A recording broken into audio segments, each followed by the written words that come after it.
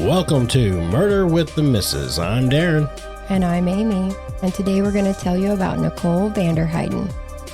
Don't forget to check us out on Spotify, Apple Podcasts, YouTube, Podbean, and Facebook. Like, share, subscribe. Make sure to hit the notification bell so you get the new episodes whenever they drop. And tell your friends as always. We're getting straight into it. I know we usually do, but still. We want to say thanks to Billy for messaging us about this case. It is one that I was aware of, but I'm going to tell you and Darren the story.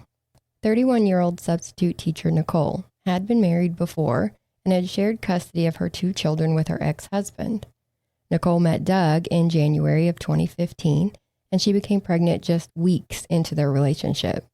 So at this time, they lived together in Green Bay, Wisconsin. So on May 20th, 2016, Doug's friend Greg talked the couple into getting out of the house. Her other 2 children were with their dad that night, and their 6-month-old son was home, but Nicole's mom said she would babysit for a few hours until Nicole's friend Dallas could get off work and take over. This would be the first real outing that Nicole had since having the baby, and her and Doug had been arguing a lot lately, so she was ready to tie one on and relieve some stress. They went to a bar called the Watering Hole to see Steel Panther perform, and friends say that Nicole was making the most of her night. She was already on her 2nd drink while they were still on their 1st. Steel Panther wrapped up the show, and Nicole and some of her friends were wanting to head to another bar. Doug and Greg had ran into some friends from high school, so they hung back and caught up with them. This didn't make Nicole very happy, but she headed over to the sardine can with the rest of the group. They arrived at 11:15, and Nicole was texting Doug some pretty awful things, asking what bitch he was talking to, and calling him an abusive asshole. And Doug just replied things like, LOL, be good, and that he would be there soon. She tried to call him and he wouldn't answer. Then another female friend called him and he answered her call, which really pissed Nicole off. Nicole stumbled out of the bar around 11:40. One of Doug's friends followed after her, tried to get her to come back inside. Now, was this at the sardine can? Right, so her and the rest of the group is at the sardine can, but Doug and Greg are still back at the Watering Hole. Now, what was that other one we did? Was it like the salty dog or? It was the Ugly Tuna Saloona. Ugly Tuna Saloona. The Brian Schaefer case. And now we got the sardine can. Yeah, the sardine can. Okay. There's another really great name for a bar in here. You'll see it in a minute. Oh, great. Just saying. The friend said that she was outside screaming at him and pushing him away. And this obviously caused people to pay attention. Not wanting to look like he was trying to do something to her, he backed off and went back toward the bar. She walked down the street, turned left, and disappeared. Shortly after, the rest of the friends took an Uber home. Doug and Greg are on surveillance coming into the sardine can at around 12:18, and they drink and hang out until 2:15 a.m. Doug doesn't seem too concerned that on the way to the bar, he called Nicole, and she was hard to understand. She was so intoxicated. Reports say that her phone died while they were talking, but also that she had texted him at some point that she had met a friend. Knowing that she was on foot and alone didn't deter the men from having a good time and closing down the bar. Greg took Doug home. Dallas was not a fan of Doug's. She knew that he had talked about kicking Nicole and the kids out recently. In fact, Doug had texted his mom that very thing about 10 days before this, and she wanted to know why Doug came home alone. She wanted to know where Nicole was. Even asked Doug if she was in the trunk of his car. But she did go home, and Doug went to bed around 3 a.m. He said he got up around 4 to use the restroom, then again at 6 to feed the baby. He went back to sleep and woke up at around 11 a.m.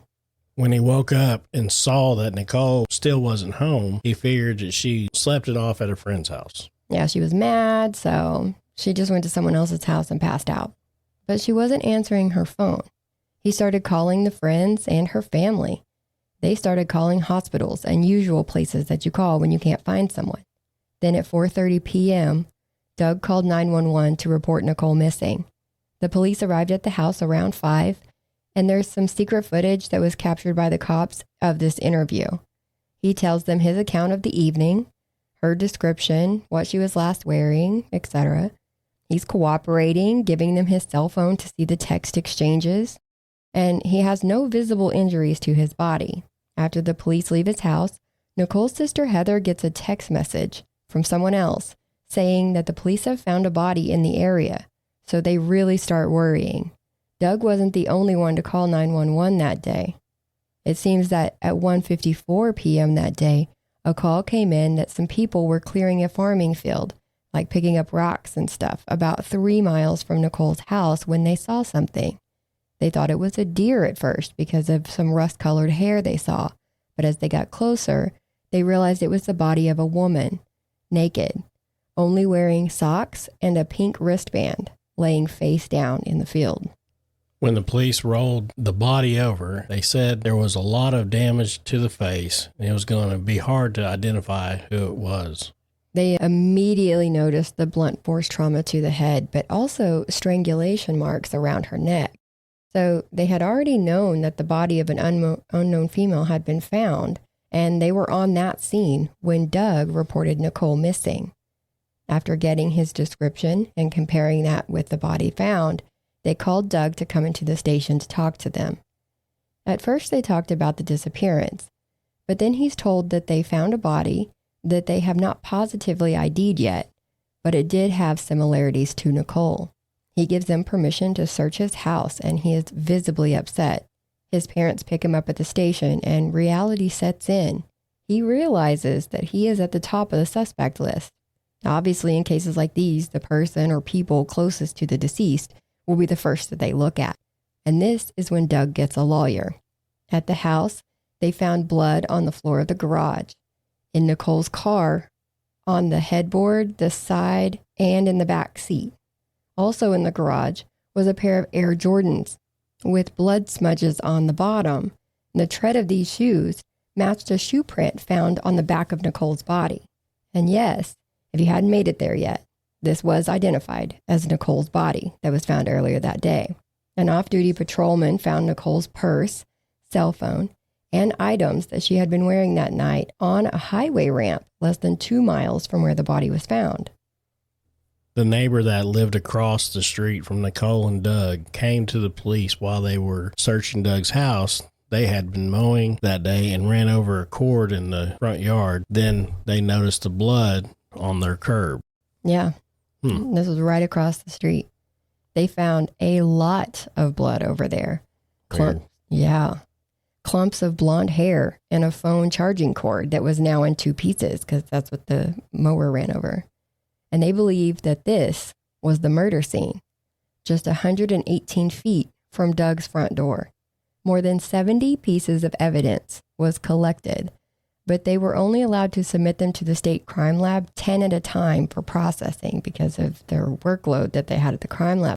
They took the electronics from the house, including a Fitbit that Nicole had given to Doug, and he was wearing it in the footage from when the police came over that day to take the missing persons report. They go ahead and arrest Doug and hold him on a $1 million cash bond. Case closed. The end. Just kidding. It's rarely that easy. The autopsy report shows the cause of death was strangulation and blunt force trauma. Both could have caused death, but they happened so close together that they couldn't determine which came first or if they happened at the same time. They believe that an object may have been used since there were geometrical shapes and repetitive patterns. There were 241 injuries noted: fractured jaw, injuries to the genital area indicating sexual assault, bruises on her hands and broken fingernails showing that she put up a fight, and bruising on her back, arms, and legs that she got both pre- and post-mortem. She had to be positively ID'd by a forensic dentist. 18 days later, some evidence they sent off for processing was coming back in. Yeah, they were finally starting to get some results. The blood in the car belonged to one of Nicole's other children. The blood in the garage was turkey blood from Doug's recent hunting trip. The blood on the shoe was not even blood. They looked at the Fitbit data from that night. These Fitbits track your steps, heart rate, sleeping patterns, things like that. It showed that Doug took very few steps after he got home that night, roughly enough to verify his alibi that he had only gotten up to pee and then to give the baby a bottle. No spikes in his heart rate showing he was moving a body, or steps showing he was walking out into a field to dispose of a body. Doug was released and charges were dropped. But then, who did it? They have to go back to square one. They know that she made it to the point where she was in front of her house. But how did she get there? They go over phone records, surveillance cameras. They re-interview witnesses and get nothing. As testing is rolling in, they see that samples from her clothes and the neighbor's yard came from the same man. They were only able to get partial profiles, though, nothing that they could run through the database to see if they get a hit, until her sock. In August, they got a call from the lab that there was enough DNA on her sock to run it, and they got a hit out of Virginia. George Stephen Birch. Who the hell is that guy? That's what they said. Oh. That's the $1 million question. Was he an Uber driver? No. That's a good question, though. I don't know. They do know that he had previous charges for burglary and firearms. He moved to New York, had a wife and a couple of kids, but then got a divorce. He moved in with a friend in Green Bay in March to start over. That friend got him a job, gave him a place to stay, and even let him borrow his red Chevy Blazer. A few weeks after Nicole's death, that Blazer was involved in a hit and run and was somehow destroyed in a fire. I say somehow with the air bunnies because reports are that Birch was accused of setting the Blazer on fire. Go figure. But he was listed on the accident report, and it listed his address. They started surveillance on him for Nicole's case while they looked a little deeper into the hit and run case. Seems that he was questioned and said that he had been texting a woman at the time that shows he was not involved in that incident. He gave police permission to see the text messages. According to the case documents, the police asked if they could just download the phone data instead of having to do screenshots, then upload them to the computer, blah, blah, blah. It takes time. So if he just let them download the data, it'd be a lot quicker. And he said yes. He even signed a consent form. So the detectives in Nicole's case got a hold of that information. They see that his Android phone is connected to a Gmail account. Now, they had just learned about this little thing called the Google Dashboard. The Google Dashboard combines tower data, local Wi-Fi hotspots, and GPS locators in order to calculate the location of the phone at all times. Sounded pretty handy. So the detectives subpoenaed Google for the contents of Birch's phone. This is what they needed to arrest Birch in September. Yep. At the trial, prosecution showed that based on the Google Dashboard information, he spent most of the night at Richard Cranium's. That's the bar I was talking about. I like the name. Anyways, he spent most... What is it called? Richard Cranium's. Oh, Richard Cranium. That's the bar's name? That's the name of the bar. Okay. So he spent most of the night at Richard Cranium's, and it's a bar that's about half a mile from the sardine can. At around 2:30, he leaves the bar and drives to Nicole's house. So they arrive around 3 a.m. or so. Then he traveled to the farm where the body was found just before 4 a.m. He was at the location where her clothes and things were found on the off-ramp at about 4:05 a.m. And then he was back at his house at around 4:22. Their theory is that he gave Nicole a ride home and expected to get some action. But Nicole fought him off. He assaulted her, then strangled her with the phone charging cord. She fell out of the vehicle, where he stomped her to death. The defense was ready to battle, though. They were putting it all on Doug. They weren't allowed to talk about his prior relationships, where previous girlfriends accused him of being jealous, abusive, and controlling. One said he even put a tracker on her phone to keep tabs on her, but they did use that angle. Birch took the stand in his defense. His story is that he ran into Nicole at Richard Cranium's and they were flirting with each other. Bar closed and they left around 2:30 a.m. when he drove her home. They talked a few minutes, then had consensual sex. Now, his nickname is Big Country because he is 6'7" tall and roughly weighs about 250 pounds. He said he couldn't fit into the back seat, so she was in the back seat and he was standing outside the rear passenger door during this time. Her pants were off and I guess on the floor, thrown somewhere. He said the next thing he knew, he woke up on the ground outside of the Blazer. He had been knocked out. He heard someone say, Don't even fucking think about it. And he turned to see someone standing behind him holding a gun. He didn't know who this was at the time, but he says now he knows that it was Doug. He said he saw Nicole laying on the pavement and there was a lot of blood and she wasn't moving. So his defense is that he was having sex with her and then somebody came up behind him and knocked him out and then killed Nicole right there. Oh, big country got took. Big country. Yeah, somebody got a hold of him. Now he said that Doug told him to put Nicole's body in the Blazer and then drive them to that farm. At gunpoint, he ordered Birch to carry Nicole's body out there. Once he dropped the body, he said he turned and pushed Doug down an embankment as hard as he could, ran back to the Blazer, and took off. He threw Nicole's items out the window on the way to his house. He didn't call 911 or tell anyone this story until right here in court. He said that was because where he's from, people get killed for doing things like that. The next day, he went fishing with friends, and there's a picture of him holding up a fish. And we'll put that on our Facebook page for you to see. They questioned him as to why there were no marks on his head from being knocked out early that morning. And he said he is 6'7", so it's hard for someone to hit him on top of the head. Okay, but they weren't able to hit him hard enough to knock him out, so he'd have a mark somewhere, you would think. But they didn't push too hard for that. Prosecution asked why they didn't just relieve the babysitter and go in the house to have sex. And he said he wasn't the one making the decisions that night.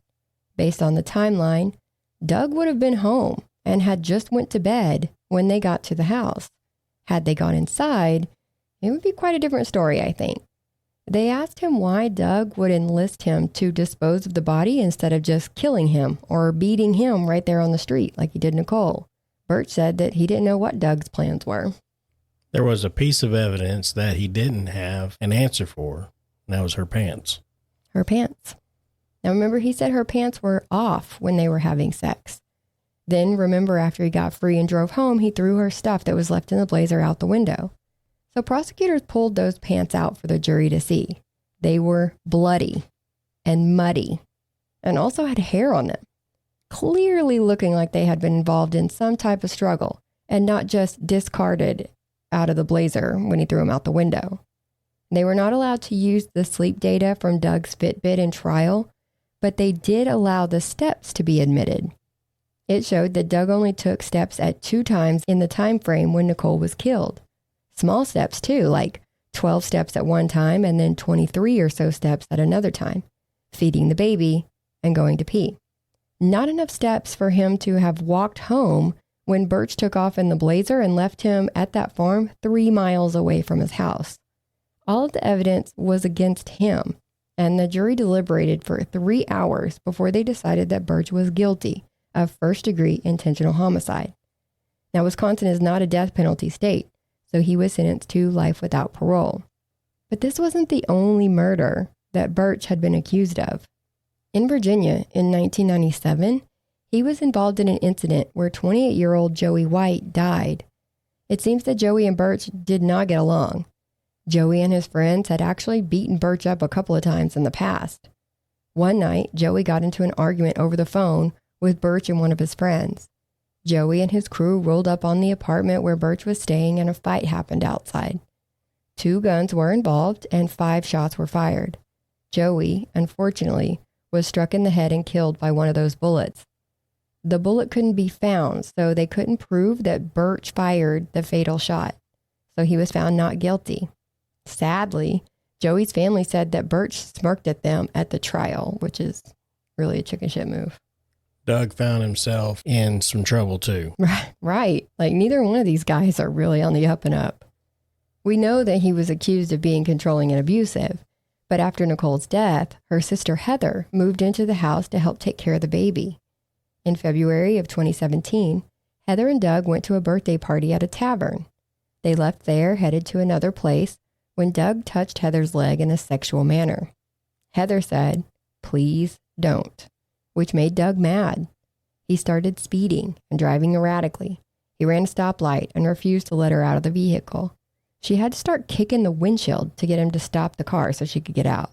He was charged with second-degree recklessly endangering safety, false imprisonment with a domestic abuse modifier, and disorderly conduct.